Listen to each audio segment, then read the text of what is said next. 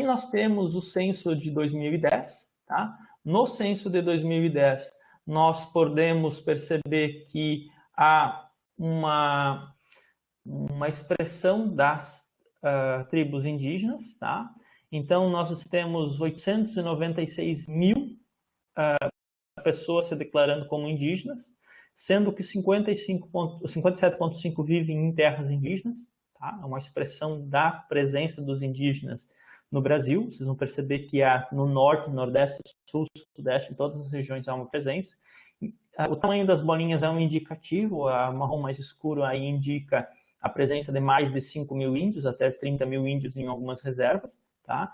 E, por incrível que pareça, se a gente for analisar os dados por regiões, a gente percebe que há uma grande presença de terras indígenas no norte, mas uma grande população, ou seja, nos outros estados, inclusive no sul do Brasil, tá? Então, por exemplo, se a gente for ver quais são as principais etnias no Brasil, nós vamos perceber que os caigangues aqui no sul do Brasil têm uma importância muito grande. Nós vamos ter os macuxi bem ao norte da Amazônia, nós vamos ter os Kaiowá na região do Mato Grosso, nós vamos ter os Terrenas também na região do Mato Grosso, e nós vamos ter a Ticuna no Amazonas. Ou seja, basicamente nós vamos ter 5 principais etnias com maior população, sendo que 2 delas estão no centro-oeste e uma está no sul do Brasil, ou seja, não necessariamente as maiores populações de uma única etnia estão na região norte, como aparentemente a gente acredita. Há uma forte presença de índios, por exemplo, caigangues no sul do Brasil, tá? E aqui, isso contrasta um pouco com a presença das terras indígenas. Nós temos no Brasil em torno de 600 unidades de terras indígenas. A maior parte dessas áreas está situada na região norte, tá?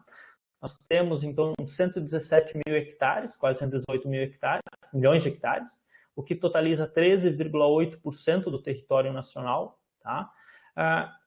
Aparentemente isso é bastante, mas se a gente olhar para Santa Catarina, nós temos 0,8% do território como terras indígenas, ou seja, é uma proporção muito diferente. No norte, a gente tem uma proporção muito maior quando comparado no norte e centro-oeste, né?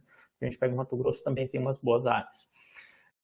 98,42% das áreas demarcadas para indígenas estão na Amazônia, sendo que 55% da população vive nessa região.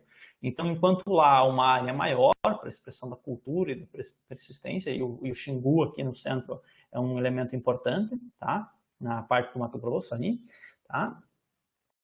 Nós temos no sul do Brasil uma demanda de 26 áreas em Santa Catarina, que totalizaria 1% do território, hoje 0,8% está demarcado. Para a gente entender, e depois eu vou situar com mais detalhes onde estão essas áreas, tá? Mas há uma presença de ou melhor, como tem uma população um pouco maior no sul, há uma escassez de áreas que os indígenas identificam para atender sua demanda de manutenção da cultura, do seu modo de vida. Tá? É importante diferenciar que existem 3 nomes que a gente pode dar para o acesso ao território. Existem as chamadas terras dominiais, que são aquelas que foram compradas pelos indígenas a partir de recursos ou de venda de madeira ou de medidas mitigatórias, quando, por exemplo, tem a construção de uma barragem e assim por diante. Essas são chamadas de terras dominiais. Existem as reservas indígenas, que são terras que o Estado demarcou para os índios vivenciar, tá? Oriundas que na verdade eram chamados aquilo que a gente chama de depósitos de índios, onde eles eram transferidos para ficar nesse local, mas que não eram tradicionalmente ocupados pelos índios, tá? Ou por aquele povo. E existem as terras indígenas mesmos, que são aquelas que eles reivindicam como da sua tradição de vida, do local onde eles viviam, e que faz parte dos direitos originários, segundo a nossa Constituição, tá? Que são as terras concebidas que eram dos índios porque eles eram os primeiros senhores dessa terra. Elas são inalienáveis, significa indisponíveis, ou seja, ninguém pode ter acesso a ela, por isso que uma vez que é identificado que uma terra era de origem indígena, eles têm direito sobre ela pode ser demarcada, independente se as pessoas compraram ela ou não. Isso é importante a gente entender para entender os conflitos que ocorrem às vezes com os agricultores. Por quê? Porque se ela era uma terra indígena e há uma clara expressão de porque ela é considerada um sítio de indígena, eles têm direito a demandar ela legalmente, tá? E ele é imprescritível, ou seja, se a gente for observar com base nessa norma, todas as terras que um dia foram habitadas pelos indígenas poderiam ser requisitadas por eles. Isso gera uma série de conflitos na nossa sociedade que a gente tem que entender e por isso às vezes surgem divergências importantes, tá? Em Santa Catarina nós temos basicamente 3 grupos, tá? Indígenas. Nós temos o Guarani, que está mais presente no litoral e um pouco aqui no oeste, tá? Nós temos os Caigangues, que ocupam mais a parte central, que é mais ligado à cultura do grupo G, e os Xoclen, que na verdade não são bem Xoclen, eles se denominam com outro nome, a atribuição Xoclen ela vem de fora, eles são considerados lacanho, eles se identificam com lacano, tá? Então os Caigangues são da família G, ocupavam um território presente no centro-oeste da região sul e sudeste, então a gente percebe que eles se concentram mais na parte central de Santa Catarina, tá? Nós temos os Xoclen, que eles adotam o nome, eles adotaram esse nome uma vez que foi criado a partir de fora, essa denominação de identidade, mas eles se identificam como lacânio, tá? E que é identificado como gente do sol, gente ligeira, e que eles também receberam outras denominações, além de Xoclen, como tocudos, choque e assim por diante, tá? E os Xoclen eles assumiram um certo tempo, porque era assim que eles eram vistos de fora, e eles acabaram assumindo essa identidade, mas eles têm buscado resgatar o nome antigo, que é Laclânio. Tá? E eles ocupavam uma vasta região no litoral e o Planalto, entre as cidades de Curitiba e Porto Alegre, e eles tinham um movimento migratório entre o litoral e as regiões altas, onde tinham a parte da coleta de pinhão. Tá? Também fazem parte da família linguística G. Então, a gente tem 2 grupos aqui em Santa Catarina ligados ao grupo linguístico G, tá? Do tronco G, embora eles não conseguem, não se entendem uns aos outros, os Caigangues não entendem os Xoclens, e assim reciprocamente, ou seja, são 2 línguas da mesma família, né? Linguística do mesmo tronco, e nós temos os Guaranis. Em Santa Catarina, existem 2 tribos mais importantes, e os Guaranis eles gostam de ser identificados pela família linguística que eles pertencem, tá? Então, se você chamar de Guaranis, Guarani significa pessoa no seu idioma, tá? Então, se você chamar ele de Guarani, você vai estar chamando ele de pessoa. Então, se você chamar de Guarani Imbiá, você vai chamar ele de pessoa que fala o idioma Imbiá. Ou se você chamar ele de Guarani Nhandeva, ele vai entender que ele é uma pessoa que fala esse idioma, tá? E é importante nós entendermos um pouquinho os Guaranis, porque foi um povo extremamente importante no sul do Brasil, ocupando as terras baixas desde a Bolívia até o litoral atlântico, tá? E que é um grupo extremamente importante. Já vou destacar um pouquinho esse processo histórico para vocês compreenderem. Então, os indígenas, eles não separam os seres humanos da natureza. Eles entendem que existe uma relação complementar entre o homem e a natureza, que ambos seriam partes de uma mesma... Nós e a natureza não seríamos separados. Isso, se vocês forem estudar, vocês vão perceber que faz parte de muitas concepções indígenas, tá? Muitas concepções no sentido de que se você pegar, por exemplo, os indígenas americanos também vão dizer que nós somos só um elemento da teia da vida e assim por diante, tá? Então, por que isso é importante? Porque se ele não separa ele da natureza e ele vive num certo local, ele não consegue se separar desse local.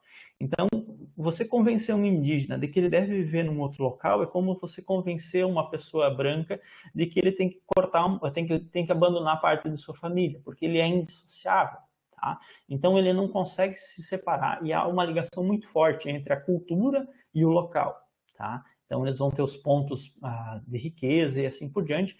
E a preservação das matas e do ambiente, do modo geral, não ocorre pela falta de meios nem de técnicas de desmatamento. Ou seja, o indígena não deixa de derrubar a mata por causa que ele acha que ele não tem capacidade de fazer isso. Ele deixa de derrubar a mata porque ele acha que tem que preservar a natureza, tá?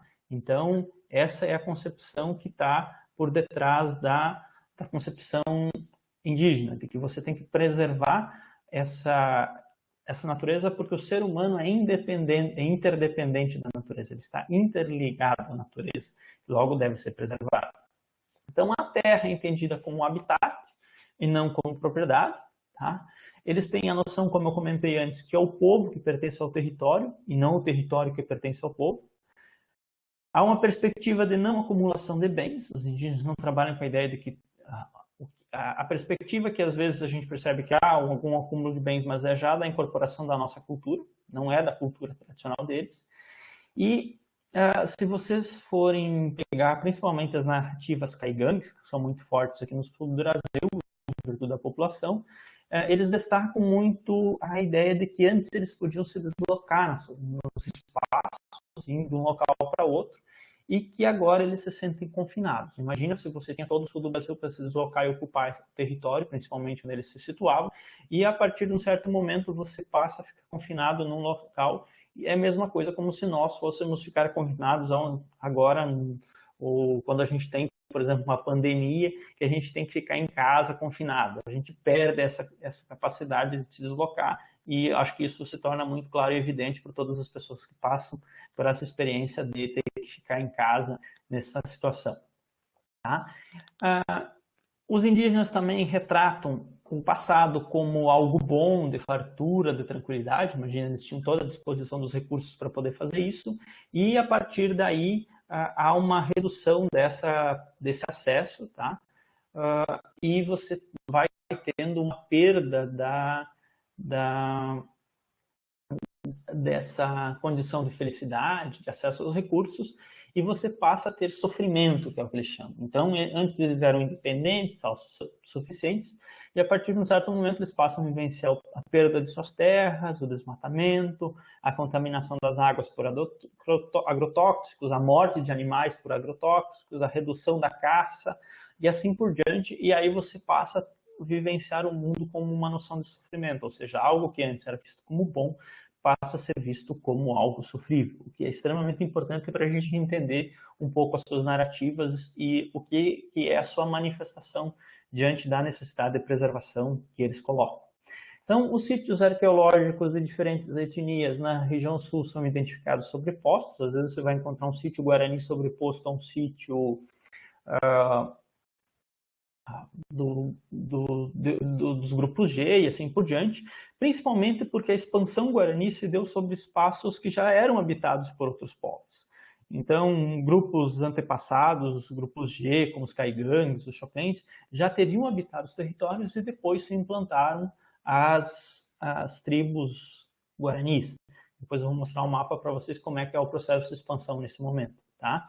E um detalhe importante que a gente sempre tem que considerar quando estamos falando de indígenas é que aquilo que a gente considera de fronteiras, para eles não existiam fronteiras. Tanto que,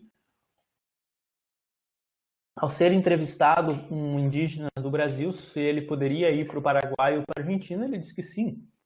Porque, na verdade, o rio não acabava com a conexão, que por baixo do rio existia uma terra, que essa terra continuava e ela reaparecia do outro lado e era a mesma terra. Então, eles não conseguem, têm dificuldade de entender esse sentido de fronteira e da criação dos países.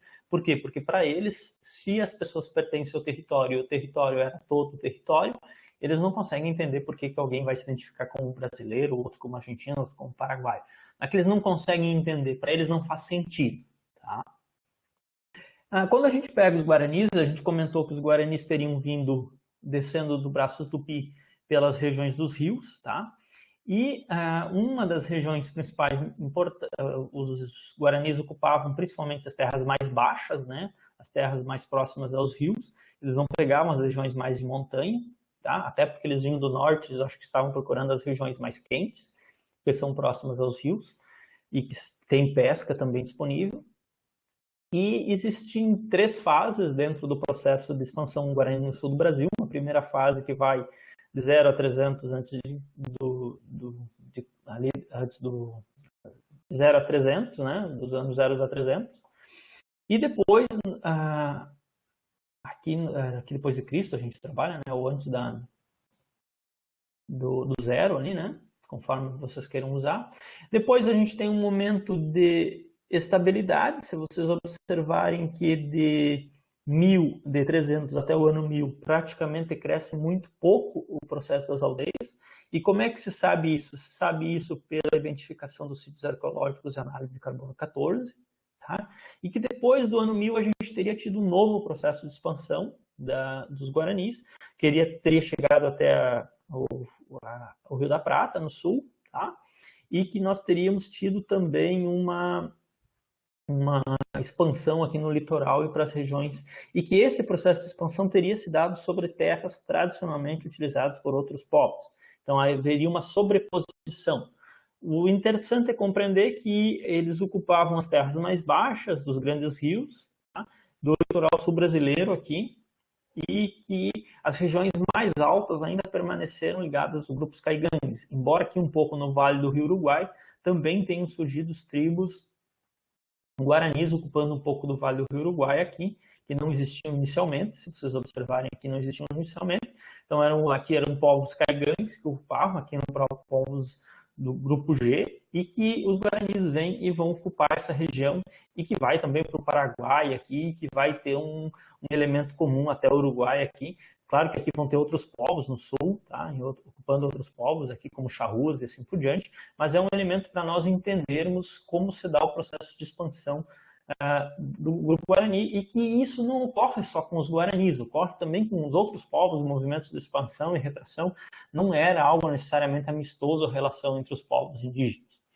Então, os guaranis eles vão ter redes de aldeias interligadas por alianças políticas, econômicas, sociais, o que explica uma uniformidade da língua e da cultura material. Então, se você for pegar os guaranis, há uma similaridade muito grande entre eles.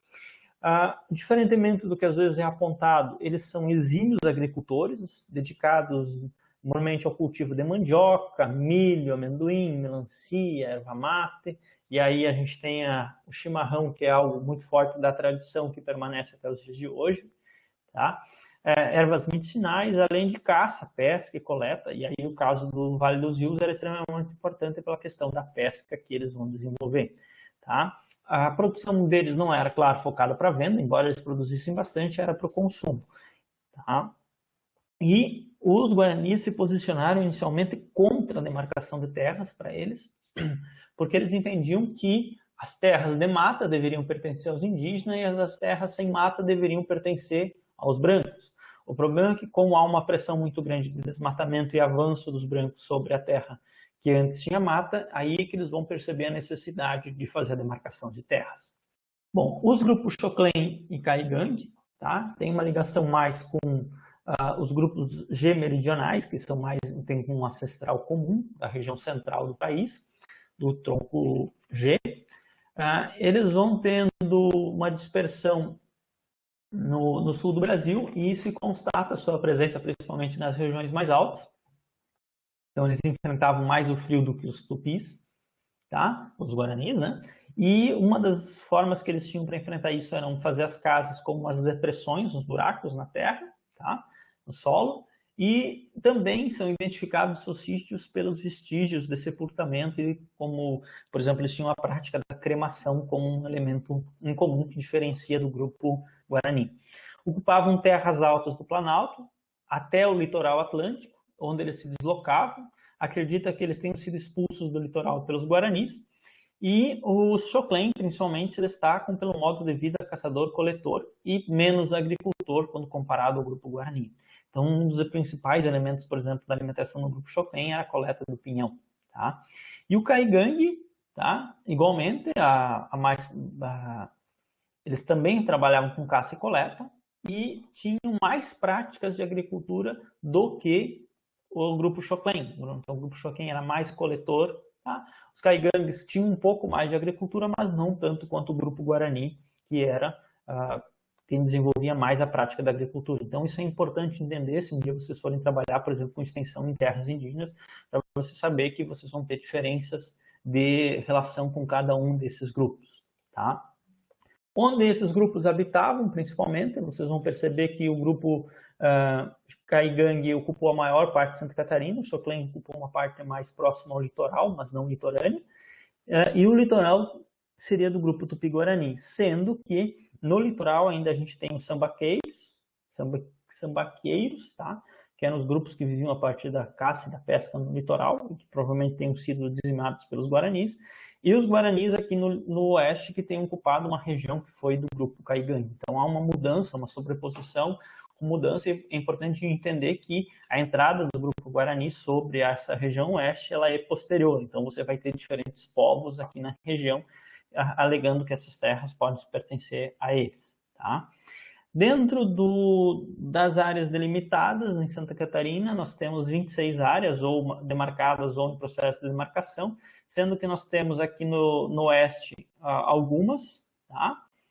Terras indígenas e algumas mais no litoral, mas não são muitas vezes, como eu comentei, isso representa 0,8% do território, podendo chegar a 1% de acordo com as disputas, tá? Nós temos aqui em Chapecó uma terra indígena importante que a gente passa, e depois nós temos mais algumas outras terras aí já demarcadas, como, por exemplo, a Aldeia Condá, que são aqui no oeste catarinense, tá? Então, aqui em Chapecó, a gente tem aqui a terra indígena aqui de Araçá, que é indo para Chapecó, tá? Que fica, se não me engano, entre Iraceminha e Pinhalzinho, se não me engano, tá?